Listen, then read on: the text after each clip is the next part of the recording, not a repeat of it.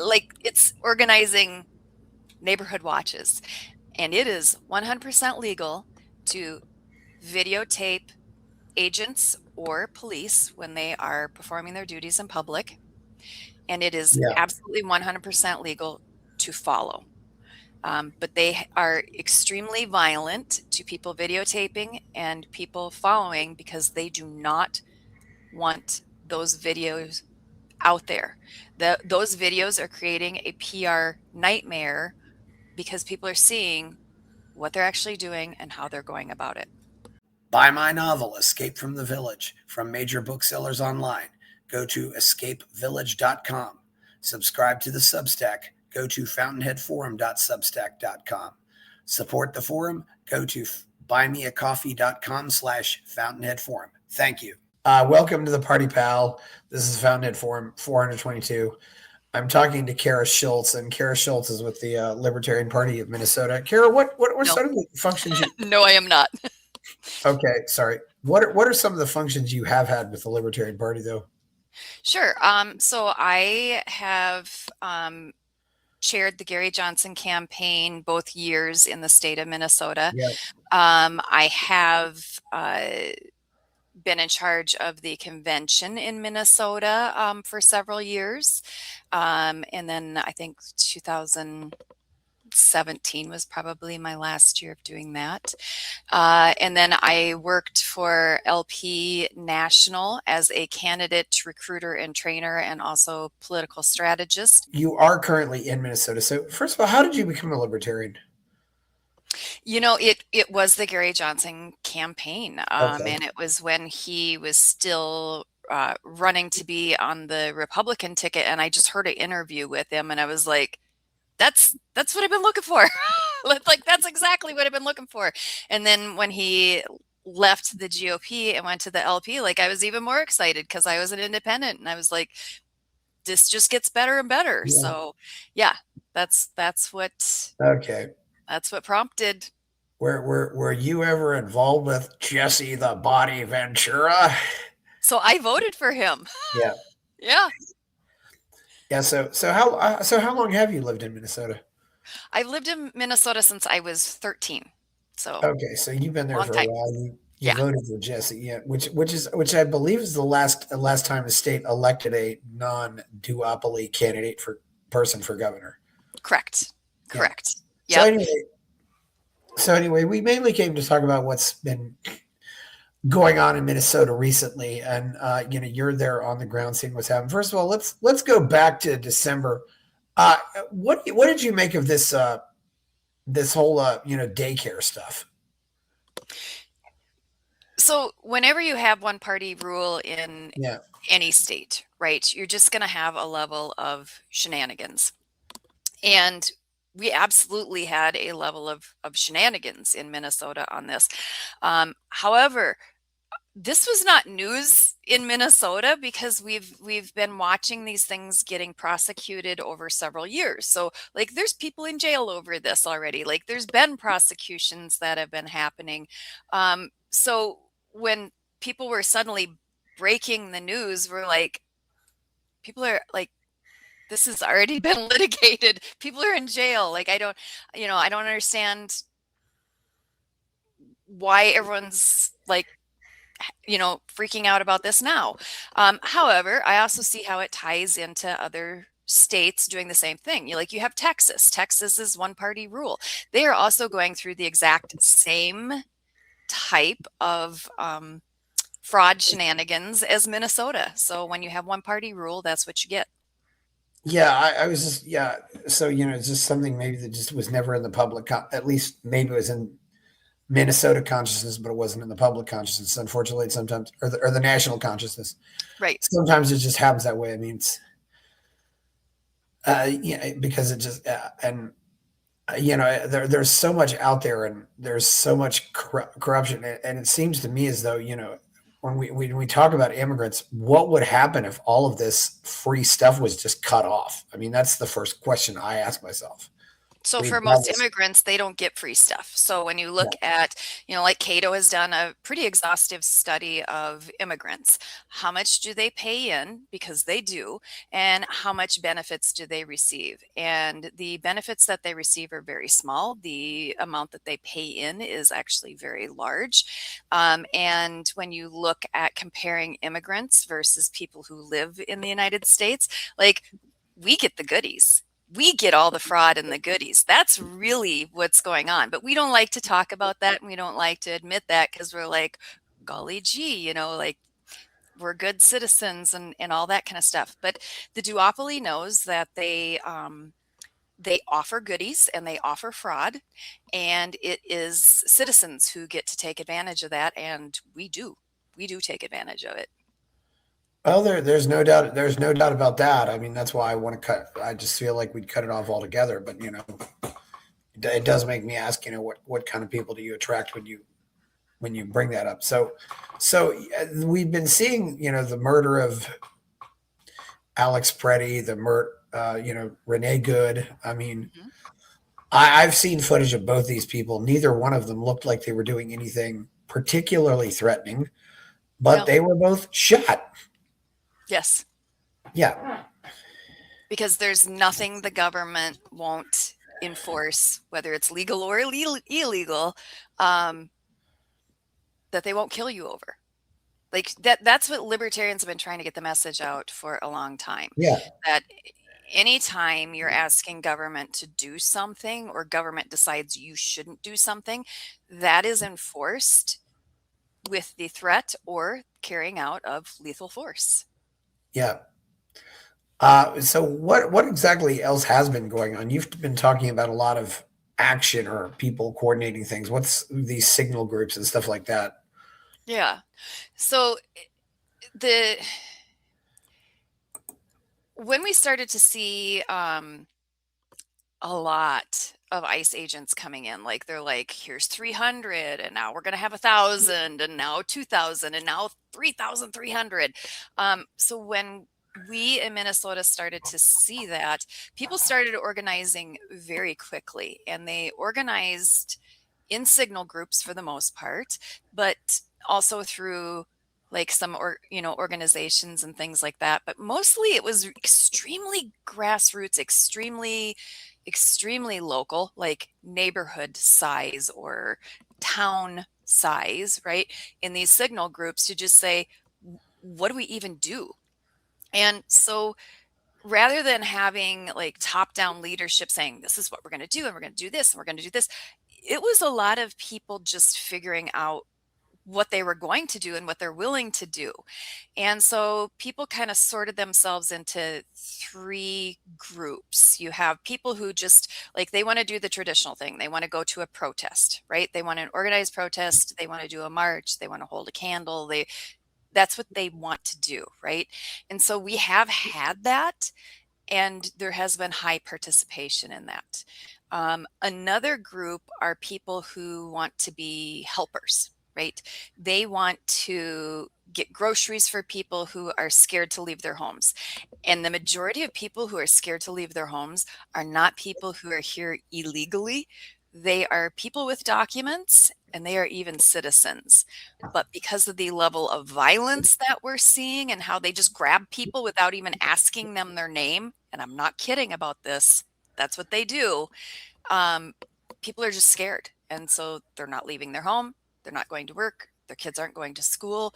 Um, we have a drop in school attendance by 20 to 50%, because kids are just not going.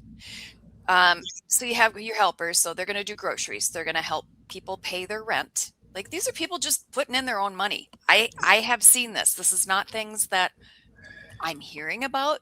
These are things I have witnessed and participated in. They will pay for car payments. They will drive people to and from work, because ICE is using traffic cams and license plate readers to find cars and find people when they're out driving, right? And then they box them in. Uh, so you have helper people, right? Um, and then you also have people who are at the Whipple building as helpers, because when The people are the just Whipple building. Whipple building is the federal building where they are operating out of for ICE, but it's also Okay. the detention center in Minnesota, right? Short-term detention center. Okay. So if you are grabbed off the street, they take you to Whipple and they're going to sort it out there, right? So Yeah. even if you say, I have documents, I have a passport, they do not care. You are going to Whipple. So you go to Whipple and maybe you have your documents, maybe you don't, maybe they look at them, maybe not. But within 12 hours, you are flown out of state to Texas. And usually that's where they sort out your documents, even if you have them on you. So either you get lucky and they release Yeah. you because you have your documents, or you're not lucky and you're down in Texas and you have to prove it down there and have your family fly your shit down there. When you are released from Whipple, most of the time, all of their belongings have been taken from them, or they might be in pajamas, or whatever. It's whatever they had when they were grabbed, usually minus their coat.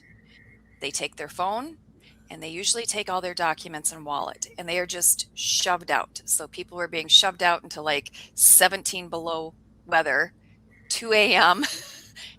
Just like, now what the hell do I do? And so you Yeah. have volunteers who will be at Whipple who will help them, drive them to where they need to be, phone, all that kind of stuff. So that's your helper group. Third group is the group that everyone is freaked out about. And it's the most hilarious thing of all, because the political right is just losing their mind over this. It's literally a neighborhood watch. Like, they have organized a neighborhood watch. And what they do is, if they see ICE in the area, they'll blow a whistle or they'll yell. They're just alerting neighbors that ICE is in the area. Some of them will follow ICE until ICE leaves their neighborhood area, because they're tracking to see, like, where are you going to go? Because I'm going to follow you, and then wherever you stop, I'm going to alert neighbors. So, like, it's organizing neighborhood watches, and it is 100% legal to videotape agents or police when they are performing their duties in public. And it is Yeah. absolutely 100% legal to follow. But they are extremely violent to people videotaping and people following, because they do not want those videos out there. Those videos are creating a PR nightmare, because people are seeing what they're actually doing and how they're going about it. Yeah. This is what I've heard. Yeah. They don't want the videos out, and nobody's really doing much of anything. And yeah, because I mean, I don't know exactly. I mean, I couldn't really tell what Renee Good was doing. She was just, sitting in her SUV, and it looked like people were going around her, and Yeah. of course, she just then started to pull away, and she didn't try to hit this guy, but then No. he shot the car, and of course, her car ended up going into another car that was parked on the street, so that person's car got. I mean, I and and then Alex Pretty, he was of course a nurse, and it looked like he was, at least what I've heard, was trying to see if somebody else got hurt. And Yeah. being a nurse, that's what a nurse does. And then he's pepper sprayed, and then he's shot. And there's 5 or 6 agents here. Why do you need to shoot somebody after you've pepper sprayed him? And there's 5 or 6 of you, and there's one of him. I have no idea.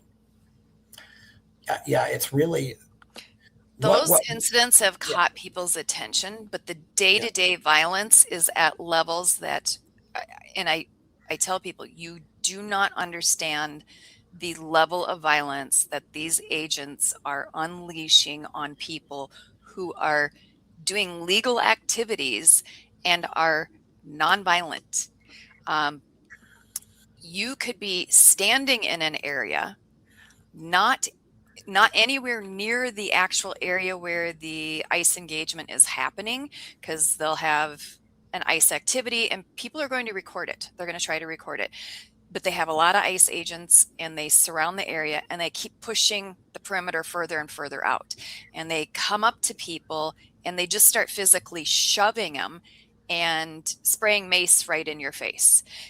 You may end up a half a block away or more from where the ICE activity is taking place, and they're still saying, you are impeding us, because wherever they're standing, it doesn't matter what they're doing. If you're around them, physically standing anywhere in the vicinity, you are impeding, and they will shove you. They will punch you. They will hit you with the butt of a weapon. I've seen countless pistol whippings. The mace, the tear gas, it is immediate and indiscriminate violence constantly. And it is all across the state. So it's not just in the Twin Cities, but it's all across the state. It is all across the state. It's happening in small towns. Another tactic that ICE and Border Patrol is engaging in is frequent and really aggressive pit maneuvers.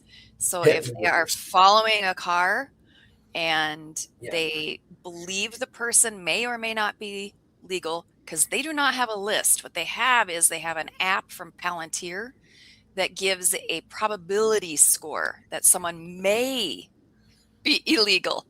That's what they're using. So they'll be following someone, and they will purposefully crash into the back quarter panel to spin the car and make them crash. Then when the car crashes, they swarm the car and they drag all occupants out of the car. I should say all occupants, but really only adult occupants, because if there is a pet or a child in the car, they literally leave them behind. So you could have, and we have had, infants strapped into car seats, and they have dragged the parents out, and that infant is just abandoned on the street. It's left to bystanders and police later to figure out what even happened and what to do with this kid. And not to mention, it's the first week of February in Minnesota. Yes. Leaving these kids outside, and who knows? Yeah. And that's what's kind of wild, is all these people are. This is one thing I've heard. Some of these things I've heard before this. The one thing I've heard quite a few times is the story. They pick somebody up in, here, and then they let them go 1,000 miles away, and they're like, yes. How do I get back to where I belong? It's. I never really heard much about them taking clothes. I don't know what do they do? Is that just to harass these people? I mean, what's the point of keeping?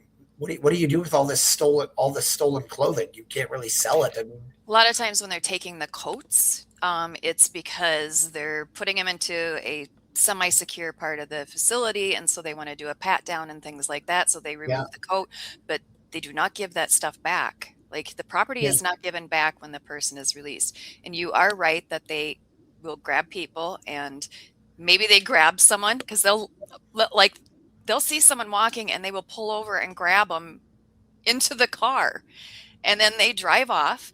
And then while they're driving, they're like, oh, okay, you're a citizen. Like, they'll have their passport on them, and they'll just stop the car and dump them out. They just dump them out. Maybe it's a few miles away. Maybe it's 20 miles away. You don't know. And a lot of times they still take the phone. They take the phone from the person. That's one of the first things they do. And then they dump them out. And like I said, when people are taken in the Whipple building, within 12 hours, they're flown into Texas. If they release them in Texas because they have their documents, they just shove them out in Texas. No phone, no documents, no wallet, just dump them out in Texas. And it's up to everyone else to figure out how to get them back to Minnesota. Yeah, and these people have, as you said, they have no phone. They probably have no idea where they are. They may not even know where they are. They don't know who to, so they've got no way to contact anybody. I assume they also have no money. Correct. And so it's. I mean, you see it happen in the movies all the time. Where the guy's getting let out of prison, and and he stops someplace and he gets all this personal stuff back. But that isn't happening here. And that's just, and I don't know what they're doing this, but I suppose if it's money, they're just, just keeping it. Who knows? I mean, I'm really surprised too. There haven't been, something has an instance of credit card fraud come up in something like this, literally where, they take somebody's wallet and then they take their credit card and go out to the bar and buy $200 worth of beers. I have no idea. Honestly, Yeah, I've not heard anything like well, that. it's certainly very possible that it could happen because number one, these people also have no way of calling up saying, "Hey, my credit card's been stolen." It's Yeah. And so fortunately, there's volunteers down in Texas now that we're coordinating with here in Minnesota to help drive people back up to Minnesota or to even figure out who they are and here's a challenge. So how many of you, I mean, we all have our phones, right? How many of you, if you were dropped off somewhere without your phone, do you have a number memorized of anyone in your family that you could call? I mean, we all used to when we were younger and had rotary phones, right? But how many of you have your spouse's number or your parents' number memorized? This is why, this is why in spite of address books, I still pull up the keypad and I punch the number in every time I call somebody. Because if I do that, I know that will force my mind to memorize that phone number. It's in the address book, but I still do that. But yes, I know there are a lot of people who don't do that. Right. I mean, we're just used to it. And how many of you right now could prove that you're a citizen? Like if someone stopped you this very second, could you prove that you're a citizen? And keep in mind, your state ID is not proof and real ID is not proof. Driver's license, yeah. So can you prove it? And okay, say someone grabs you. Could your family prove it? How many days would it take them to get those documents to prove it? And then they don't even know where you are. They don't even know what state you're in. They don't know where you're being held. They get you an attorney. The attorney can't find you. Yeah. And the bad thing is too, and people have been advised, not to travel with lots of documents because that makes you more prone to identity theft, or you're also much more in trouble if you lose both of them. I mean, I knew a guy who lost his wallet. His wallet either got stolen or got lost, and he was one of those people who always carried his social security card with him. He had nothing. Yeah. I mean, the thing that ended up saving he was a student at the University of Texas, and he was able to go into their office and said, "Hey, can you get some kind of ID for me?" Because at least having a valid, and of course that having a student ID, that's not proof of citizenship either. Correct. I suppose if you were an American, if you're born in America, keeping a copy of your birth certificate would work. A copy does not work. Yeah, it has to be a certified copy. It cannot be folded. It also cannot be laminated. Oh, jeez. Yeah, this gets fun. This gets more and more fun. And so say you're here legally. You're not yet a citizen, but you have a green card or you have a work visa. And so you're supposed to keep your documentation on you for that. Okay, fine. If you get grabbed and they take your documentation away, you now no longer have documentation. Yeah.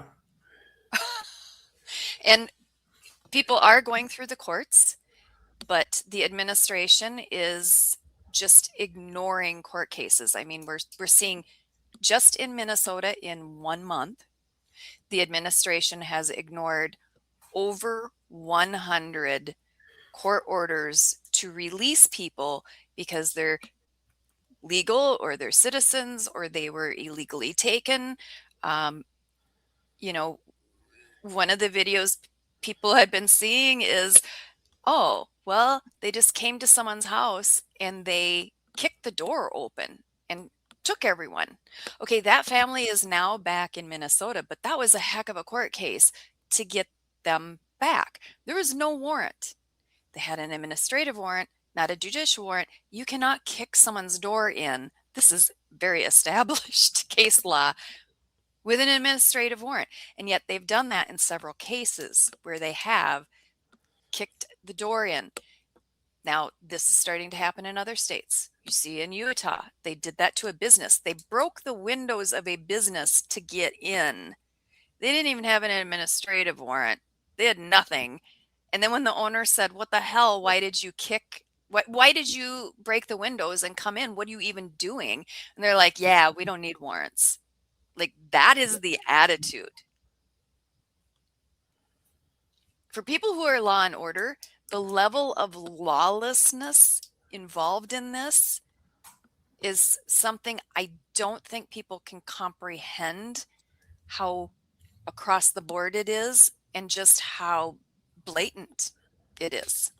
Yeah, and that's what makes me so sick. Why I hate these people so much. They all claim to be, they all talk about we need law and order, but then that just what it basically just means is it's really just anarchy for the government.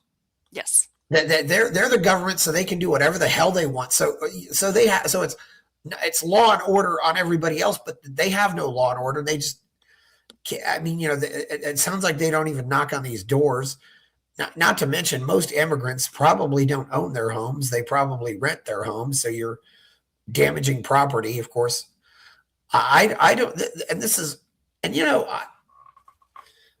I didn't vote for Trump, and I'm not surprised at all that the war on immigrants has went this way. And I've said that, I've used that term for quite a while, the war on immigrants, because they're acting like they're soldiers fighting a war. Yes, they are. And that is the approach. That is how they dress. That is the approach. And in fact, the rules of engagement that they are using, and notice when they talk about Minnesota, they call it a theater. That's what you call a war area, is a theater. That is a military term. That is not a law enforcement term.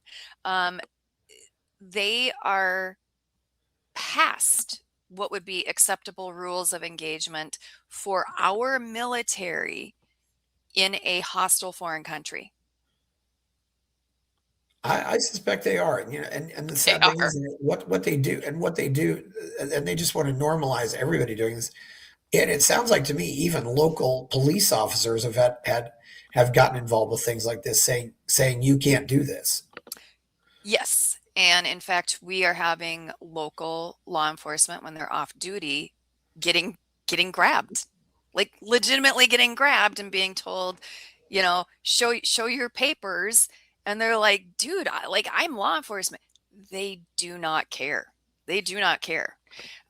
Minnesota has taken the approach that we're going to do nonviolent disruption. That is not the same as peaceful protest, right? It is slightly different. It's also not civil disobedience. You're not purposefully breaking the law to get arrested, to get a court case, to make a point. It is nonviolent disruption. And so that means you're going to document, you're going to stand witness, you're going to yell, you're going to do things that are nonviolent, but are disruptive to the illegal things that the government is trying to do, right? Documenting is a big disruption to all the illegal things that they want to do. And that has really stymied the administration because they came to Minnesota wanting to provoke violence. They wanted to do things so awful, so horrible, so aggressive that residents would react with violence back, right? And that has not happened. Minnesota has been very disciplined in this. And so the regular military units that they were bringing in, the cold weather regular army that they were flying in from Alaska, they routed them back. The crap tons of munitions that they were bringing in for the military to use in Minnesota, they have now sent those back. But That's what they were looking to do. And that's what they're trying to goad our police into as well. They wanted to goad our police into a confrontation so that they could say, look, the government itself of Minnesota, the government actors of Minnesota itself are insurrectionists. Therefore, we have to bring the regular army in. So we have been very disciplined on sticking with nonviolent disruption, and I urge everyone across the country start organizing on that principle. I mean, Ohio knows it's next. So Ohio is really organizing. But I'm telling you, all states need to be organizing on this. What's the criteria for picking states? It is interesting that the last time a red presidential candidate carried Minnesota was Nixon in 1972. Does that have something to do with this? It does. So why Minnesota was selected, number one, Waltz was the VP. Our Yeah. governor was the VP candidate on the Democratic ticket. Yes. We have not voted. I mean, we didn't even vote for Reagan. Yeah. But Trump is 100% positive that he has carried Minnesota 3 times. He believes he won the state of Minnesota 3 times, but he believes there's all this election fraud, which Minnesota scores extremely high on voter integrity. Like, that's just not a case. I can't even imagine the level of fraud that would have to happen for this state. And I not so jokingly call Minnesota a commie state because this is a commie state. It's not happening. Like, that is not happening. But he believes that he carried Minnesota 3 times. That delusion, he is 100% positive. The other thing was when that news broke about fraud, right? Like all this fraud. Yeah. Which, yeah, there is. They saw that suddenly as an opportunity. They're like, oh my God, everyone's eyes are on Minnesota. And remember, Minnesota was the state that lit itself on fire during the George Floyd George Floyd. protests, right? So we can go in Yes. there. There's all eyes on them. We can poke them really hard, and they're going to burn it down. And we're going to have the narrative that we want. That's why Minnesota. Yeah. It's often said the action is in the reaction. Yes, it's a and Wall certainly I'm not any fan of him. I mean, I jokingly call him a cross of Curly from the Three Stooges and Homer Simpson, but it's yeah. I sure as heck never voted for him. What makes you think Ohio's next? Because they're saying Ohio is next. The Okay. administration is talking big about Ohio, and their focus there was they want to get all those Haitians that are eating dogs and cats. Which is baloney, but yes.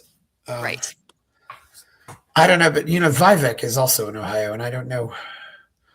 I can't see. I'd be interested to see if Vivek says anything about this, but who knows? He might just be He's keeping his head down, but you'll notice that he has been separating himself from this administration. And he did admit that he voted for Bednarik in 2004. But Vivek also has his own challenge from this guy named Casey Putch, who's just all in. He's all in. We're all. Vivek has a challenge from MAGA because they Yes. are on him 24/7 because he is too dark for them. Exactly. Yeah. And I would. He thought he was part of MAGA, and they're all like, Yes. You're a dark. I don't think that's why I ever got a lot of votes, I just, I would consider Vivek more American than Angela Davis, who had ancestors on the Mayflower. And I'd also consider him more American than Jane Fonda. But anyway, yeah, it's, maybe it's because Ohio has been, considered a battleground. That might have something to do with it. It is a battleground state. They feel that Ohio is pretty secure for Republicans. Just from a strategy look, I think it would be a horrendous political misstep for them to do a big surge in Ohio, because that will flip that state blue. It The level probably. of people that are already starting to organize in Ohio, which they're having conference calls with us, they're starting to do trainings in Ohio. So they are getting very focused on how do we replicate what Minnesota has done for nonviolent disruption, because we're on board with it. And when you look at churches in Ohio, they are hosting these trainings and they are packed. I mean, like, even the choir balconies, there's people up in there. It is so packed. And this has been one of the odd things about all of this is churches are leading the way all over, like especially in Minnesota, but you're starting to see it in other states. Churches are really leading the way of we're going to help our neighbor. Like, that's what we're going to do. And we're going to oppose this violence. And so they are leading the way, and they're doing all these food drives, and they're helping people, and church members are walking kids to school and all this kind of stuff. And MAGA, who are all like, we need to bring God back, God and country, right? Oh yeah. They are so big mad about this. It's not even funny. They're throwing temper tantrums, refusing to go to their own churches, hating on their pastors and priests, and just throwing an absolute fit about their churches suddenly becoming relevant, walking the talk, and their pastors or priests being respected community leaders. Yeah. In some ways, I'm glad to see this because I want to see these unbelievably disgusting creatures to stop calling themselves Christians. Yeah. They're not Christians. They're basically. I mean, they're the closest thing to Satan worshipers that we have in this country, and I'm willing to bet. I'm willing to bet it's some churches doing it more than others. Yes. I guarantee you probably won't see any Southern Baptists doing this. And Catholics have really come out strong on this. Like, Catholic churches have Yeah. really come out strong. Presbyterian, Methodist, like there are areas of churches that are really, really, denominations that are really coming out strong. And with the Pope leading the way, where you have the Pope talking about, hey, we need to love our neighbor and treat your stranger in your land, Yeah. as a fellow Christian. And then you have the speaker, Johnson, trying to school the Pope on the Bible. That was the Yeah. most bizarre Twitter exchange I have ever seen. Yeah. It's, well, you don't necessarily need to love your neighbor; just don't shoot them. I mean, Right. it amazes me this is all that. And I wasn't really surprised that this was. I'm really impressed by all this grassroots movement. I mean, it's actually. It is I very mean, I can actually grassroots. kind of feel proud to be an American about this. Yeah. And it's so hard for me to be proud to be an American about anything when I hear about this. But then and it's just. And I don't really know. I really don't know what. It's funny that they're getting disgusted because I don't know what they really want. I think. What do you think? If I had to guess, I think they just. I think they're just a lot of people are for different reasons have sensed that America's went downhill, and I think they just want to blame somebody for it. There is that. And, people are feeling in their own life that they're not where they should be. Right. And they're feeling the effects of inflation, which really Yeah, is the valuation of the dollar. Like, they're feeling all of these things. They're feeling that tight job market. They're feeling there aren't a lot of opportunities. They're worried about how things such as AI are going to impact the job market in the future. And they're worried, am I even going to be obsolete? And so, yeah, when you have times of social change like that, right, combined with difficulties with the economy, um, people are looking for someone to blame. And it's really easy to say that person, like, I'm going to blame that category of people. And man, that's an awful and dark road to go down. And when you have people like Stephen Miller, which Stephen Miller is right where he wants to be, like he's living his best life right now, and he is harnessing on that because Stephen Miller appears to be one of the people who genuinely believe you can never be too white. Like he is on board with white European, and like they go through this whole Western civilization thing, when they're talking. And what they talk about is people who aren't white, people who don't, don't come from certain small areas of Europe with their ancestry are not able to assimilate into our culture. They are antithetical to our culture. And these are people who are coming to the US because they want more freedom and they want more opportunity. Like they want that American dream. They do still see the United States as that shining city on a hill, right? Like they've bought into that whole myth. And Stephen Miller is there saying, no, they are fundamentally unable to be part of the United States. And so he has made it his mission to get immigrants out. Like he literally just does not want immigrants in the United States, period. He wants them out. He doesn't want them coming in. He wants them out. He doesn't care about legal versus illegal. And he has been this way for a long time. In Minnesota, we know him from Michelle Bachmann, from her election. So like, and serving in Congress. So like, we know him. This is what he appears to think. And so he believes he is going to save the country by getting rid of anyone who frankly isn't white. And it, that is a dangerous thing. And he is willing to kill the GOP party as a party to do it. He sees that as a fair trade-off. He sees the polling. He sees exactly how it is just absolutely destroying the GOP and has driven off independents. He's not interested in any of the other GOP priorities, which they could be passing, but they are spending all of their political capital on this. Every drop is being spent on this. I especially think that they have to be losing the young voters too. They are. They're even losing young white males.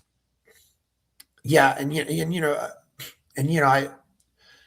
one thing Steve Miller at least got right is he when he was a student at Duke, he was on the right side of the Duke lacrosse fiasco. But yeah, it's really wild that so many are just willing to.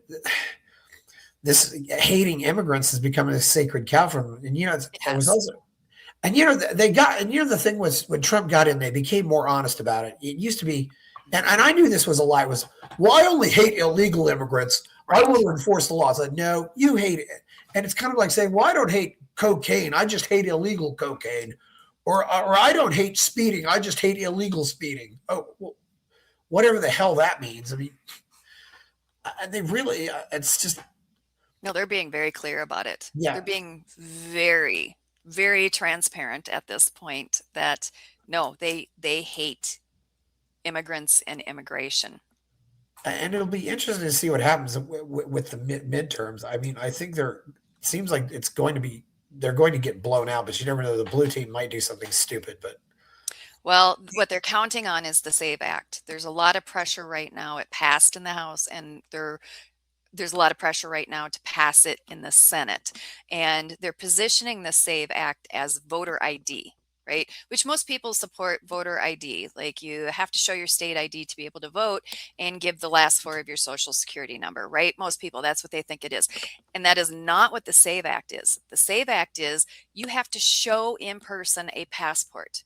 If you do not have a passport, you must show an original or a certified copy of your birth certificate, cannot be folded, cannot be laminated, along with a real ID And the name on your real ID has to match the birth certificate exactly. If you have a name change, for example, you got married, you have to bring an original or a certified copy, not laminated, of your marriage certificate. So that's what the SAVE Act is.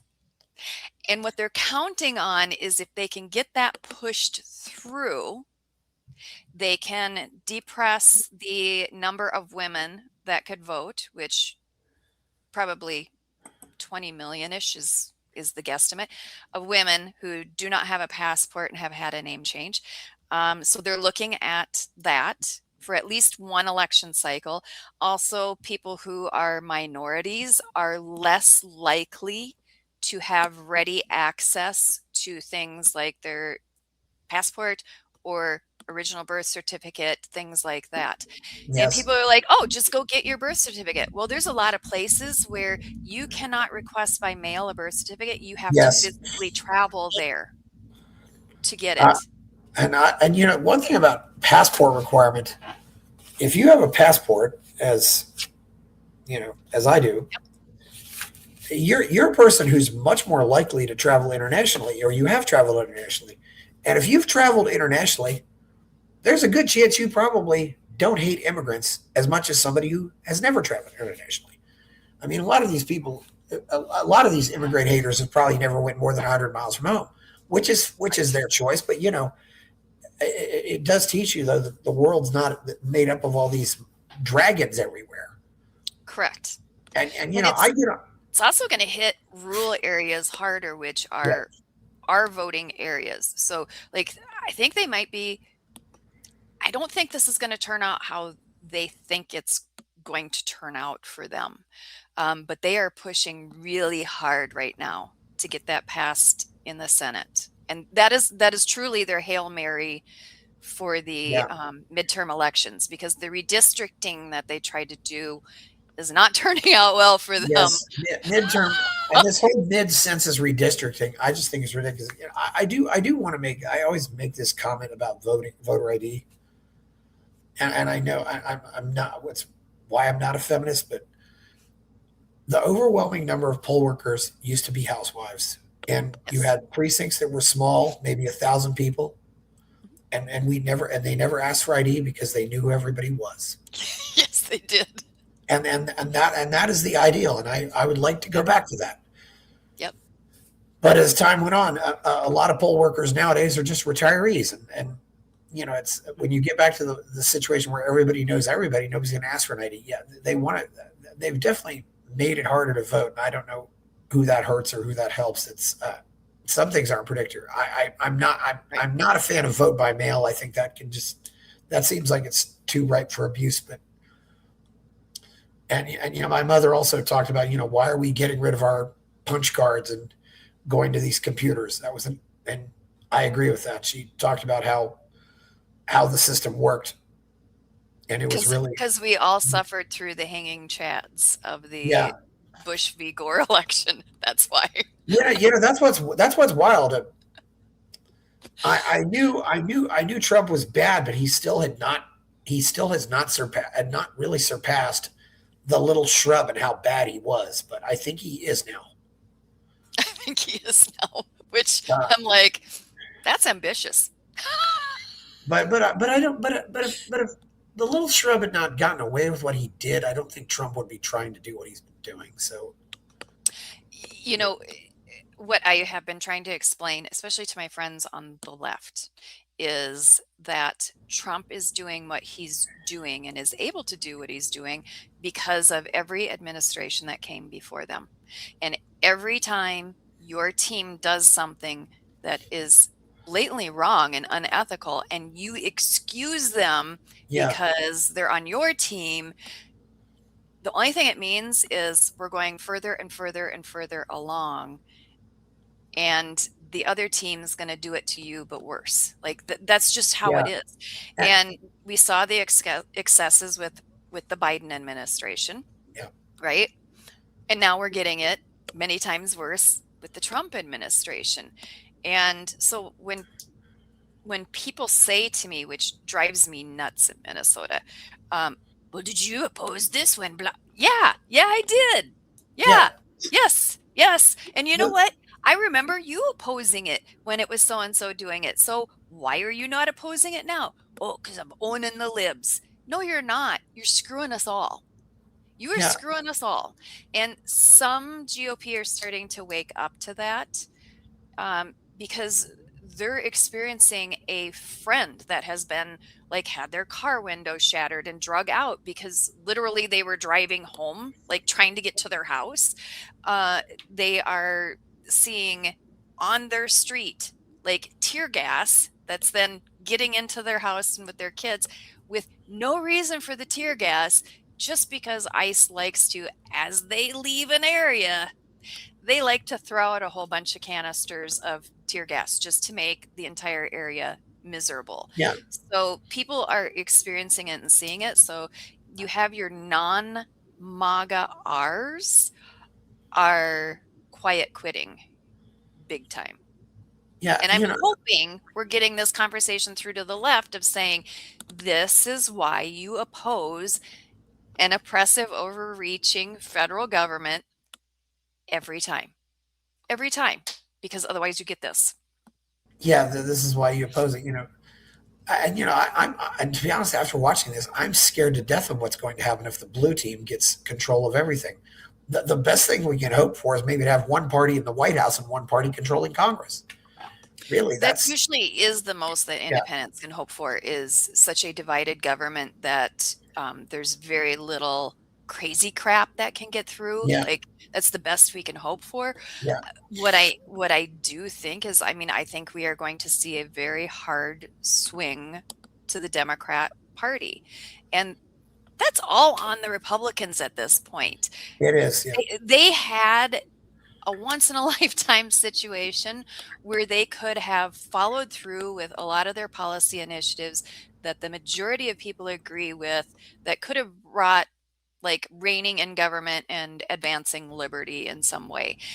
And that is, they chose to do none of it. And they chose to do uh, increase your taxes through tariffs, and they chose to do this most violent, lawless immigration policy ever. Um, they're making all these anti 2A noises. You yeah. know, when you have the president talking about how you shouldn't have a gun. Uh, you know, all of these things are just out the window.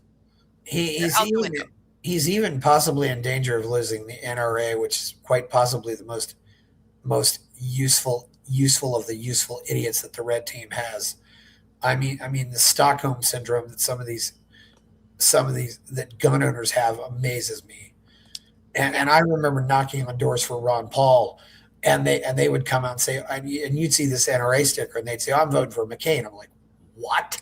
I know. This is just in the pro. I mean, it just amazes me. I did want to ask you too, whatever happened to those back in I think it was 2004. There was that group called when the Red Team's convention was in the Twin Cities. You remember that group, the RNC 8? I'm not. They were arrested for conspiracy to riot. Yeah, Monica Bicking. Whatever happened to them? Whatever happened to them? I couldn't tell That you. was a while back, but yeah, that was pretty. That was pretty much a trumped up charge too, and that was another thing I remember coming out of Minnesota. Of course, Jesse Ventura, and Yep. so the politics has been interesting. The politics has been interesting. I don't know where we're heading and where we all come out on this. Usually you can kind of get a sense for where things are heading. But this is, we're in a huge political realignment. MAGA is the driving force within the GOP, and MAGA is not conservative. MAGA is populist. And so I don't know where they're actually going to end the GOP up, except I'm pretty sure they're going to be in a desert for decades. Hard to say. I don't see, and I don't see anybody like Thomas Massey taking over that party. I mean, No. it's going to be somebody more like Josh Hawley.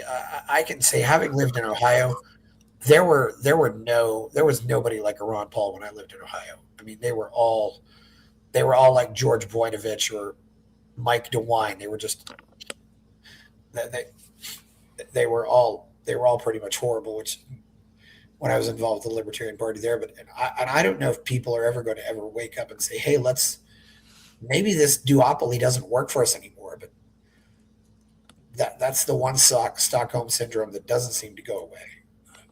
No, it doesn't. And that's a really difficult one to even try to broach. How our system is set up it truly is set up that you just have two parties. Like that. Yeah. Structurally, that's how everything's set up. So it's really hard to fight against that.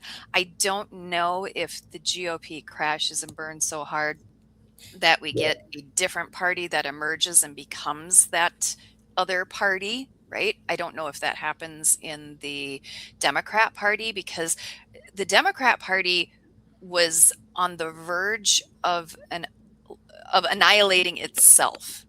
Like the 2024, the Democratic Party was on the verge of being the party that collapses, and the GOP has like given them CPR and an IV, and then fed them carefully, and like they have given them new life. They have given them new life, and they are roaring back. So I don't know. I don't know what'll happen with that. I have seen, we just had caucuses in Minnesota, which we're a caucus state.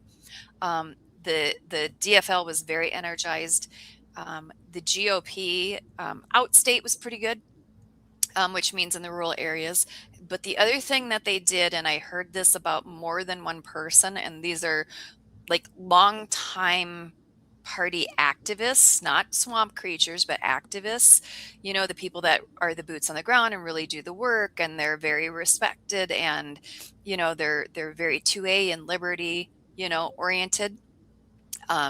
They were voted out of their caucus. They were made to leave. Wow. They purged them. Yeah, I don't know what they're going to do. You mentioned Palantir several times. I mean, yeah, Peter Thiel is. I think he's been funding a lot of things. People talk about Soros. Yeah, that's the bastard you need to talk about. They're both. You need to talk about Thiel. But Thiel, yeah, and Thiel is a smart guy. Very. I think the other thing too is, I think these people with all this money, they know how to cover their tracks. Mm-hmm. I mean, they figure out ways to get money to people without it being public knowledge. I'm convinced of that. Yeah, Thiel is all about how do I control everything, and I don't even need to be part of the government. So, and whether it's ours in the government or D's in the government, I don't care. I want to shape this country and the world in the mold that I see, and how do I do it? And so that's exactly what he's doing, and he is doing that through data, which sounds boring, but he is accomplishing quite a bit. And when people are worried about social credit scores and all that kind of stuff, that's Thiel. That's him. That's what he's doing. That's the world he wants. There's this whole group, that's often called the PayPal Mafia, and they're all technocrats. And I think the one thing about them is, for them, everything is an engineering problem. Yes. And they approach everything like an engineer, which works for a lot of things, but it doesn't work for this. And they don't seem to understand people aren't supposed to be engineered. We didn't really consent to be, we didn't consent to be lab rats. We didn't consent to be cogs in a machine, so to speak. So I don't know where we go from there. They do not see other people as people. They see themselves as people. Yeah. They do not see other people as people. Well, the other thing too is, a lot of these A lot of these people are smart, but they're smart. They know they're above average, but they're still dumb enough to think that they know everything. Hmm. And true wisdom is getting to that point of realizing, oh, there is so much information in this universe that I can't possibly know all of it. Correct. Yeah, And Teal is so, and specifically how Teal is interacting with Minnesota is, so ICE agents have an app from yeah, Palantir. The data is dumped into that app. It looks like, if you have ever door knocked for a candidate and you have a canvassing app and it has the little houses on it, it has the information. That's what it looks like. And when they go by houses, like, it gives a score of probability that someone may be an immigrant. And so that's what they're using to go door to door. And that's what they use for apartments and things like that. The other thing that's hooked into it is facial recognition. And so everyone that they're coming across, they're doing their face and then they're assigning them a category. So if you are out and about and you're delivering groceries or walking kids to school or whatever, and they take your photo, they're putting you in a domestic terrorist category. Um, if you're dark, they're like, oh, immigrant category, therefore probably illegal category. So they're categorizing people. And this is in a unified federal database tied to your name, which all records then tie into. that's wild. Yeah, it's all about just acquiring data and what do they know, what do they don't know. Yeah, it's and I really wonder if people I know abroad are ever going to figure out the truth about Trump. I absolutely positively love Javier Milei, and I guess he can turn Trump into his own useful idiot. But does he know what Trump's really about? Because they're opposites. They have very little in common. Yeah, Yeah. I don't know. And Well, for a lot you of them, said, I don't think it matters. Like, yeah. they Well, have you had, their concerns and their goals. And, well, I think we did cover everything here, and you said you had about an hour. So, anything else you want to say, or thing I would encourage people to do is, you do need to get organized now. Um, don't wait. Don't wait for it to be an absolute crap storm, because when ICE comes into your area for a surge, they're going to, and how they're changing strategy is they're going to come in short term into areas, hit it super hard, violate rights like mofos, and then hop out and go to another state. So you need to be ready for this. This is no longer even an immigration issue. This is, do you have a First Amendment right? Do you have a Second Amendment right? Do you even have a Third Amendment right? Because they're violating that sucker too, um, forcing places to serve and quarter them. Do you have a Fourth Amendment right? yes, Um, that's what we're down to. This is real core. So don't think this is not going to happen in your area. yeah.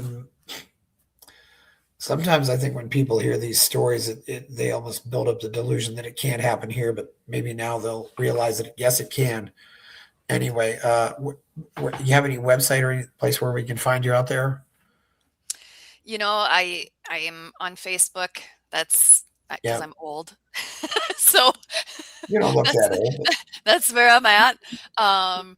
So Facebook is usually the best place to Yes, get a hold of me and interact and enjoy my shit posting.